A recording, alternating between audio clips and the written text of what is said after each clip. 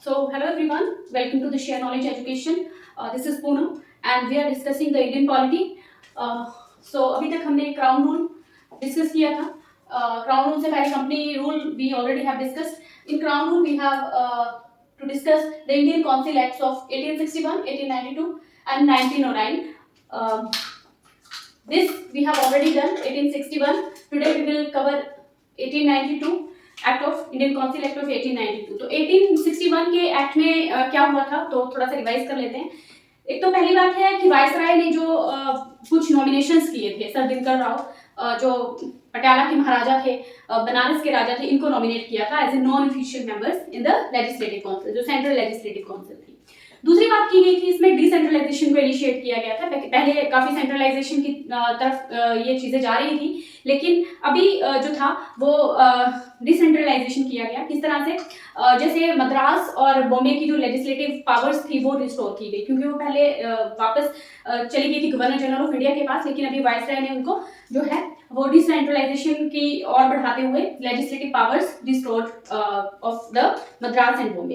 एक legislative council और भी बनाई गई, जैसे हमने डिस्कस किया था नॉर्थ वेस्टर्न प्रोविंसेस के लिए बंगाल वाज देयर, और उसमें पंजाब और आगरा पंजाब था.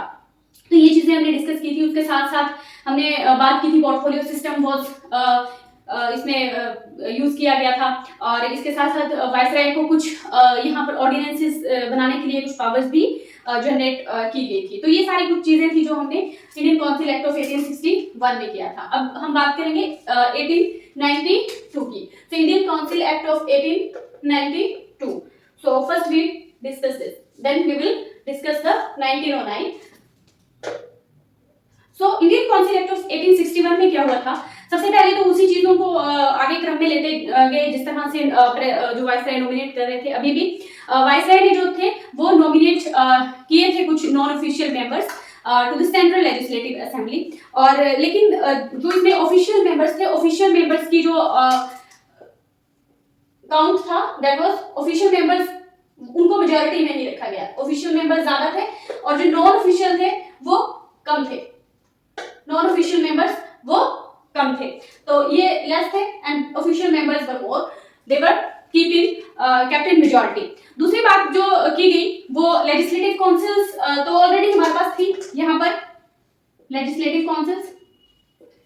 तो जो हमने बात की जो ये जो नॉन ऑफिशियल मेंबर्स ऐड किए गए, सब non official members were added. ये हमने जो बात की है वो सेंट्रल और प्रोविंशियल दोनों में ही किए गए हैं, but keep in mind that official members were in majority. एक तो ये बात की गई कि नॉमिनेशंस करते रहे वो. दूसरी जो लेजिस्लेटिव काउंसिल्स थी इनके फंक्शंस को और इंक्रीज किया गया. क्या फंक्शंस थे इनके? इनको जो बजट आज भी हम देखते हैं जो काउंसिल्स आज भी पार्लियामेंट में होती है, वो बजट एक बहुत ही बड़ा मुद्दा होता है देश के लिए. तो लेजिस्लेटिव काउंसिल्स के फंक्शंस जो थे वो बढ़ाए गए, पावर दी गई इनको to discuss the budget. Budget discuss करने के लिए इनको पावर दी गई और to address the questions to the executive, क्योंकि एग्जीक्यूटिव ने उसका एग्जीक्यूशन करना है तो उनको एक क्वेश्चन एड्रेस करने की भी पावर दी गई. तीसरी जो बात की गई वो था नॉमिनेशन किस तरह से किया जा रहा था. एक तो हमने ये बात की कि सेंट्रल और प्रोविंशियल लेजिस्लेटिव काउंसिल्स में LC provincial and legislative councils में नॉन ऑफिशियल मेंबर्स को ऐड किया गया, right. These were added non official members in the central and provincial. और जो लेजिस्लेटिव काउंसिल्स थी इनके फंक्शंस बढ़ा दिए गए, इनको कुछ पावर्स दी गई. What were the powers? To discuss the budget plus address the questions to executive. ये दो बातें की गई, first and this is second. Third thing was how the nomination were made. Nominations किस तरह से किए गए. तो हमने पहले बात कर चुके हैं हम कि सेंट्रल और प्रोविंशियल लेजिस्लेटिव काउंसिल्स में ऐड किए गए हैं नॉन ऑफिशियल मेंबर्स. जो फर्स्ट हम बात करते हैं जो सेंट्रल लेजिस्लेटिव काउंसिल्स में कौन करेगा? Viceroy. Viceroy will nominate in the central legislative council, but किसकी रिकमेंडेशन से? मैं इसको रिमूव कर देती हूं.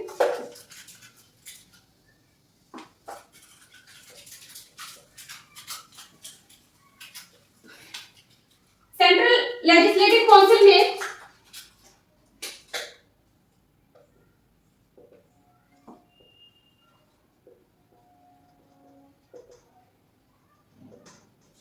non-official members were added.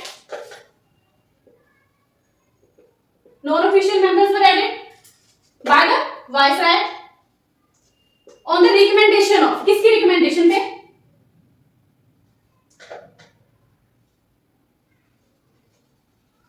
On the recommendation of provincial legislative councils. जो provinces में legislative councils थी, on the provincial legislative councils की recommendation पे, plus तो जो बंगाल चैम्बर ऑफ कॉमर्स था, बंगाल चैम्बर ऑफ कॉमर्स।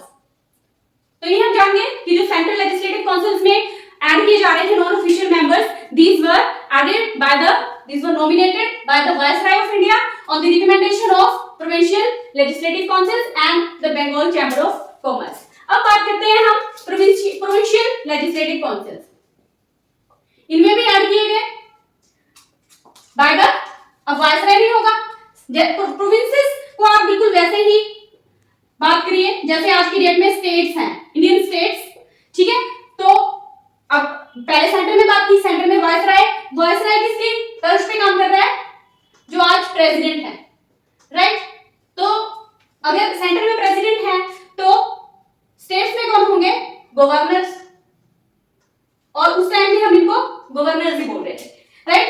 तो provincial legislative council में non official members were added on the by the governor on the recommendation of, अब provincial legislative council खुद करेगी तो अपनी recommendation पे तो नहीं कर लेगी, तो यहाँ पर कोई और bodies होंगी। who were the bodies? अब यहाँ पर जैसे कि states के further कौन होते हैं? districts, तो कुछ district boards होंगे,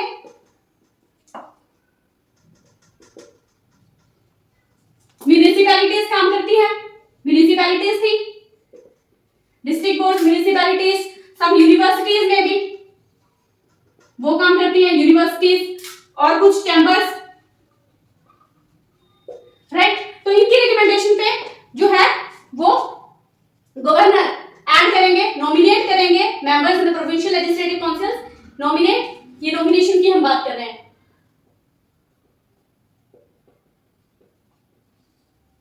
राइट। तो प्रोविंशियल लेजिस्लेटिव काउंसिल में नॉमिनेशन कौन हो रहा है?